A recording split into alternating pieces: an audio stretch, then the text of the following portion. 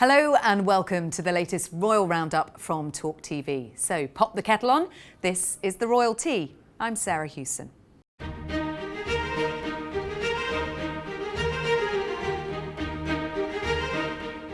Coming up today, we'll be discussing Princess Lilibet's christening, the latest royal mansion merry-go-round, and why Fergie is feeling liberated following the death of the Queen.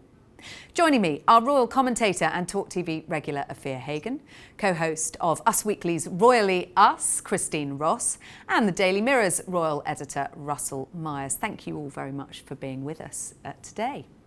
The Duke and Duchess of Sussex's daughter, Princess Lilibet Diana, has been christened in LA.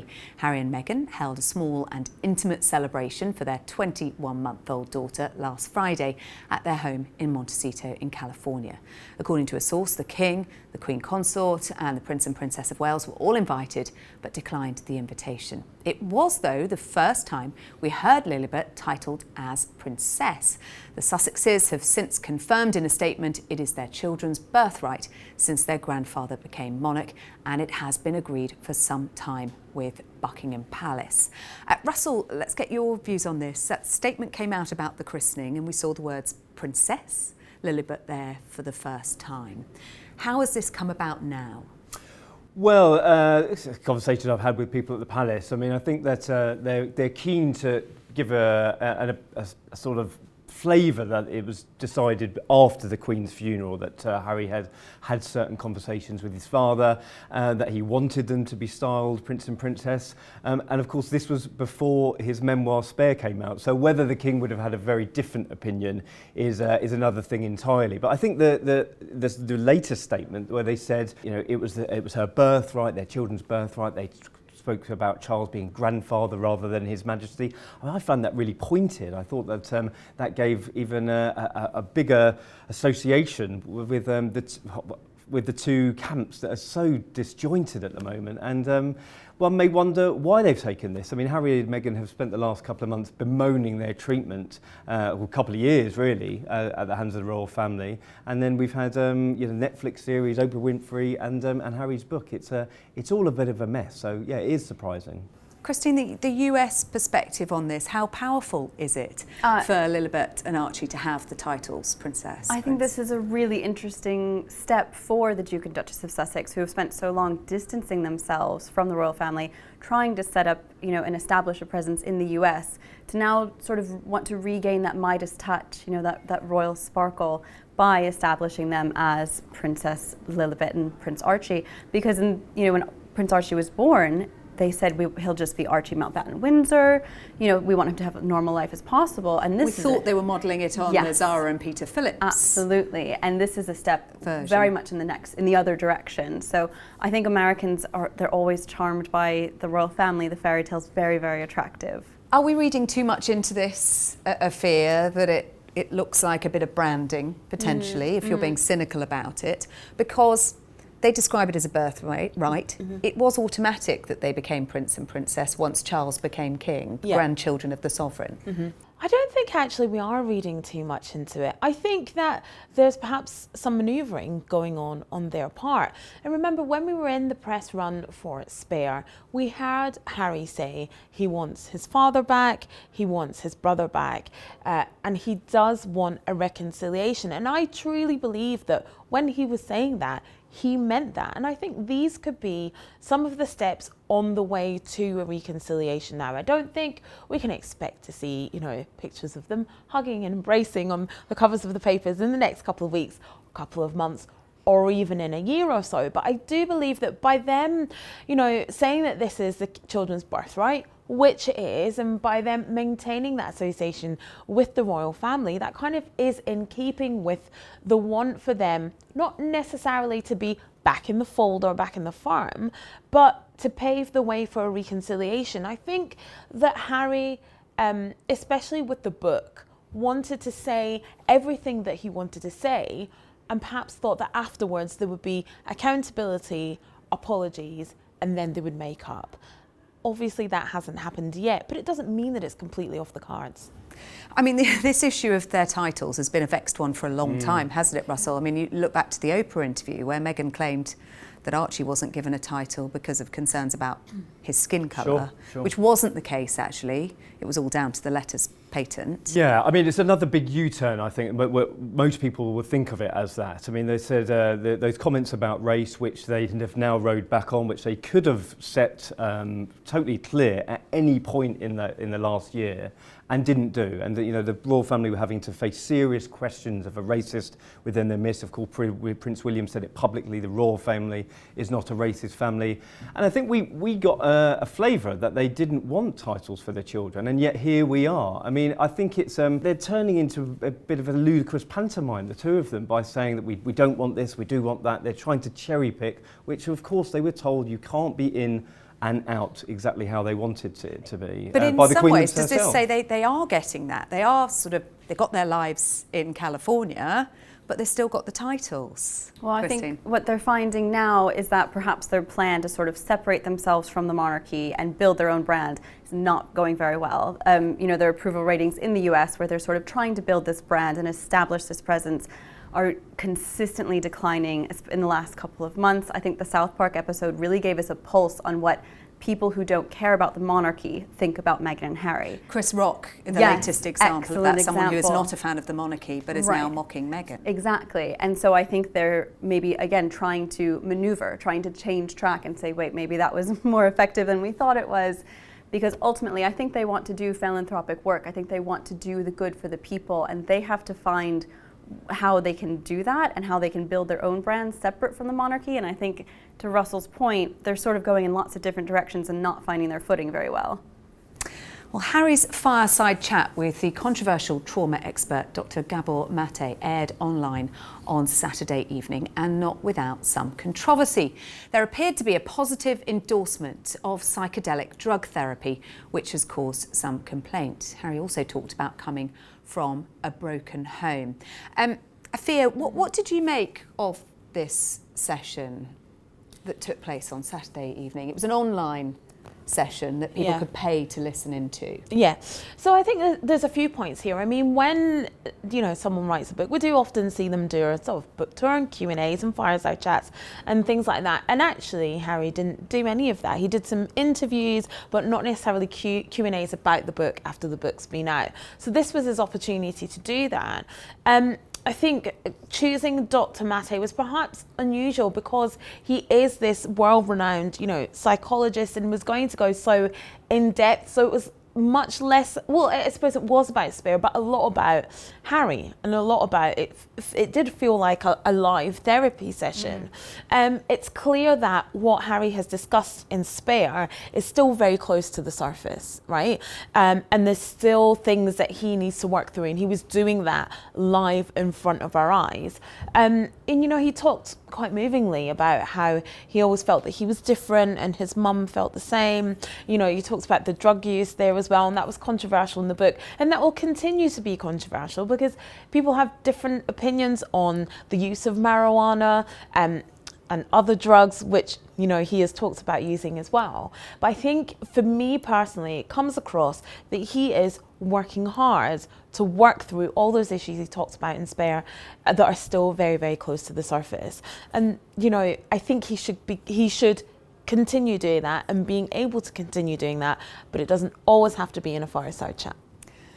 And monetised as well, because he did talk about wanting to break down the stigmas of therapy and mental health, which by continuing to talk he is doing. But this was £19. Yeah, I mean, you got a free copy of the book. Spare. But yes. again, I think that sticks in the core, but we're sort of paying for his therapy sessions. I mean, he's had so many of them by his own admission.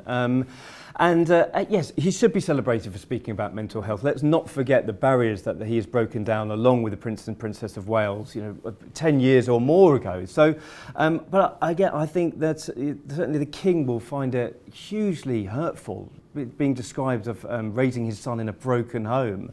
A deprived upbringing. Of course, as well. listen, I think that Harry needs to take a step back, as he always does, have a bit of introspection, that he's from an incredibly privileged upbringing. He sits in still in an incredibly privileged bubble, and when other people are struggling, I think that's pretty hard to take. There was a little acknowledgement of that, though, wasn't it? He did talk about, on the one hand, having a fantastic childhood and having some wonderful memories, but on the other, he talked about the trauma that he had suffered following the death of his mother and the lack of affection that he felt had shaped who he is now. We get these sort of whiplash from, he says he's had a wonderful, very privileged childhood, but he's a child of trauma and his parents never hugged him. And it seems that Harry, now that he's no longer guided by the royal household, although those guidelines were very strict and really kept the narrative down a certain path, they were probably there for a reason, so that we got a consistent story that really led to the ultimate goal. Otherwise, if you do what Harry's doing, you don't take any guidance, people end up a bit confused, you're opening yourself up to a lot of criticism, and the key message, the core message that he's trying to share gets really muddled by him just saying whatever he wants to say. He, of course, argues that the ultimate goal wasn't about him, it was about making others look good. Yeah, I mean, just on that point of consistency, I think that when Harry talks about his upbringing within the royal family and the pressure that he felt being a spare, well, surely he's just done that to his own children, this prince and princess titles being such a big issue, and on the flip side talking about how he just wants to love and care for his children. That's hugely honourable, but then putting the pressure on them, I just think it just seemed very inconsistent. Now, as the coronation draws nearer, every week we will update you with all of the latest news and announcements coming from the palace. This is Coronation Check-In.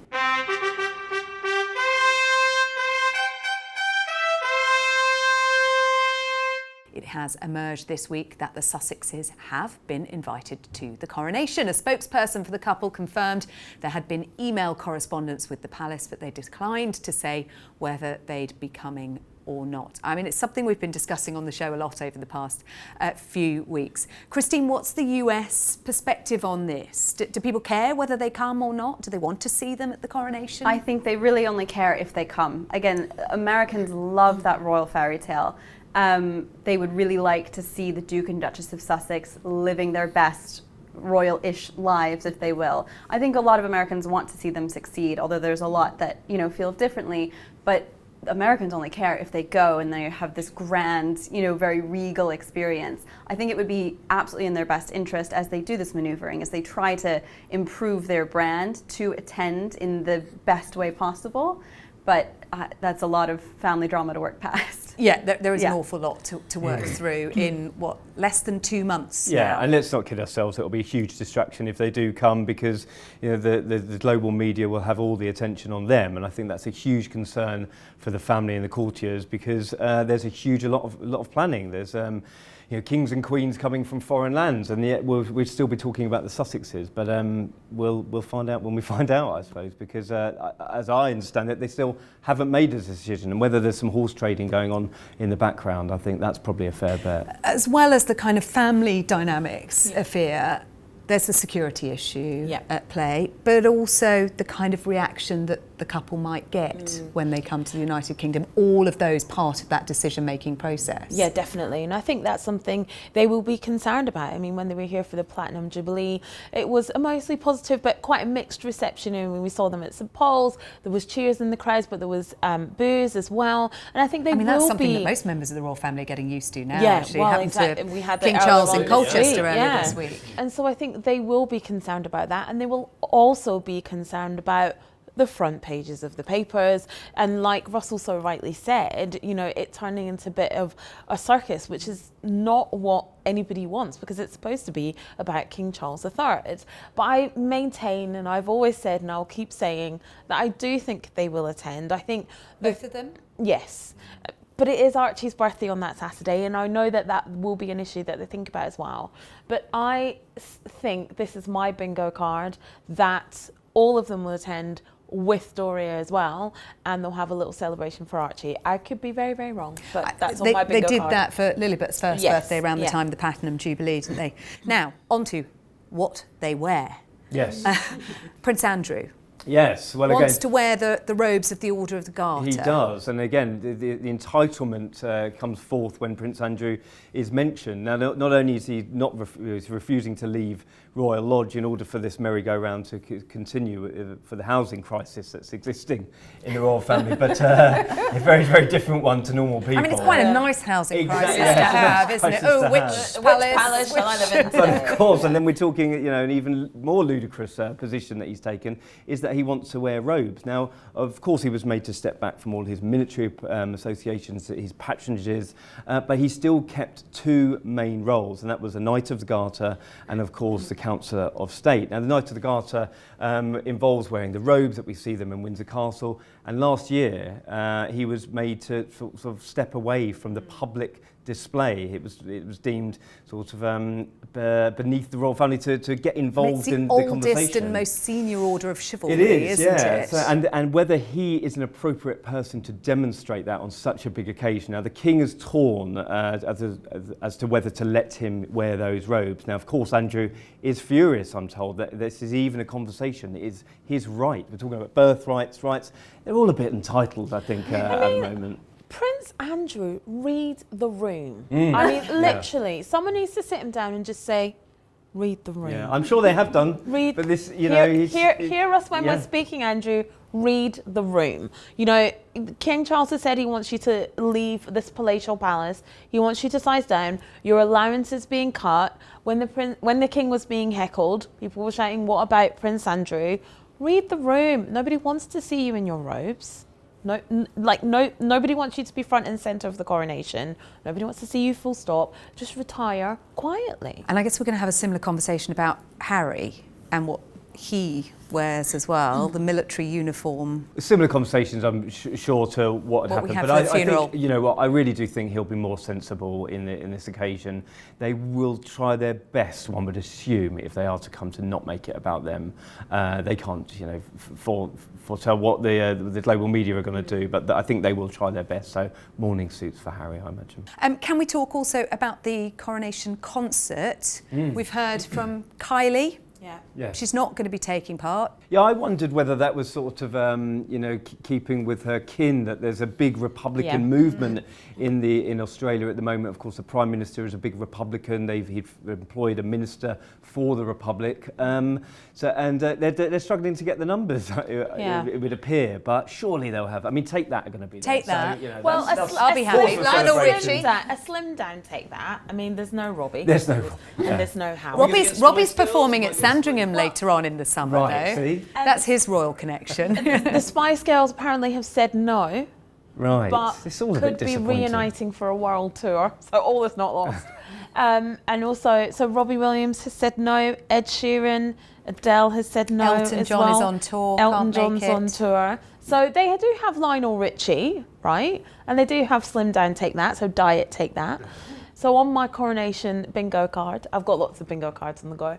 I would like to see Celine Dion. Wouldn't you?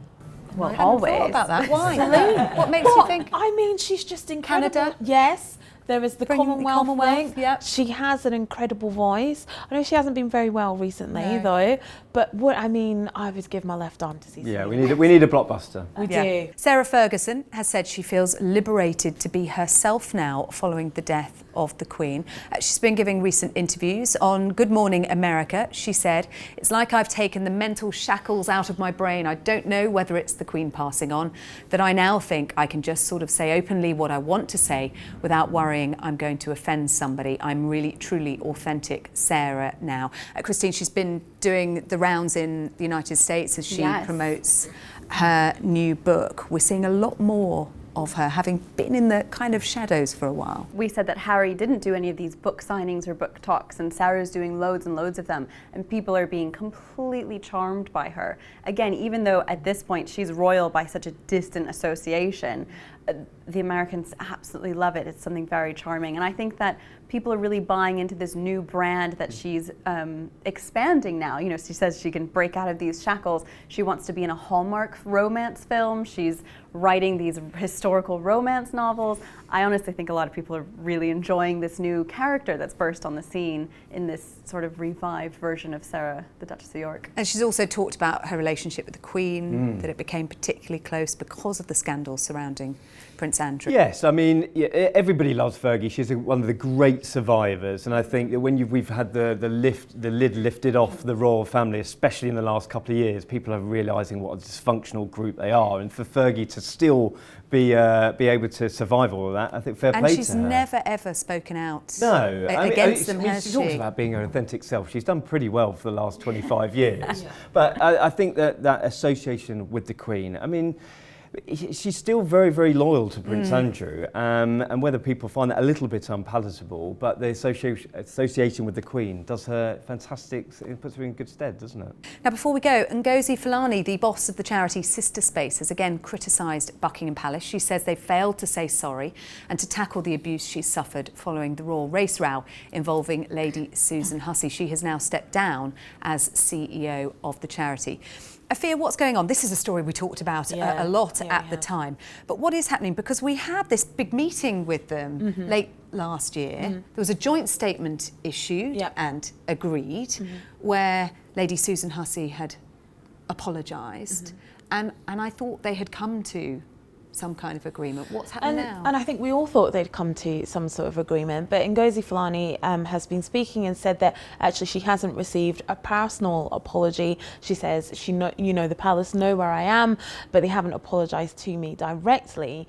And as a result of that, she's also had to step down as the CEO of Sister Space, like you said, in this amazing charity that does some really incredible and really important work for victims of domestic violence in East London, and particularly Black female victims of domestic violence. And actually, I think that's the point that's more pertinent, that some really incredible, important work that she does, she now cannot do because of the level of vile racist abuse that she has faced over this whole issue that's continued on social media, in person, towards the charity. And I think what she also said was really important, that the palace and the royal family haven't done anything to stop it, haven't reached out, or put out a statement to squash this. And I think actually that's really important, that there was an opportunity for the palace to step in and say, this issue is resolved. I know they did do that statement. I mean, Russell, what's the palace view on this? But to say something about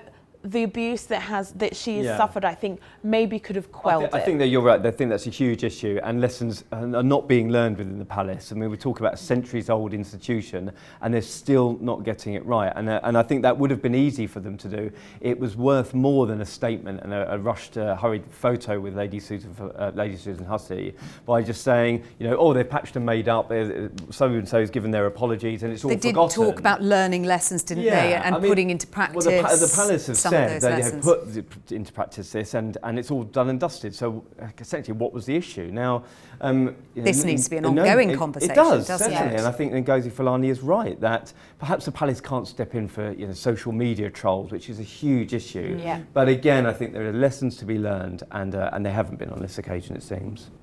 Well, that is all we've got time for this week. My thanks to Afua, Russell and Christine. We will be back next week with all of the latest on the royal family. We hope you can join us. We'll see you then.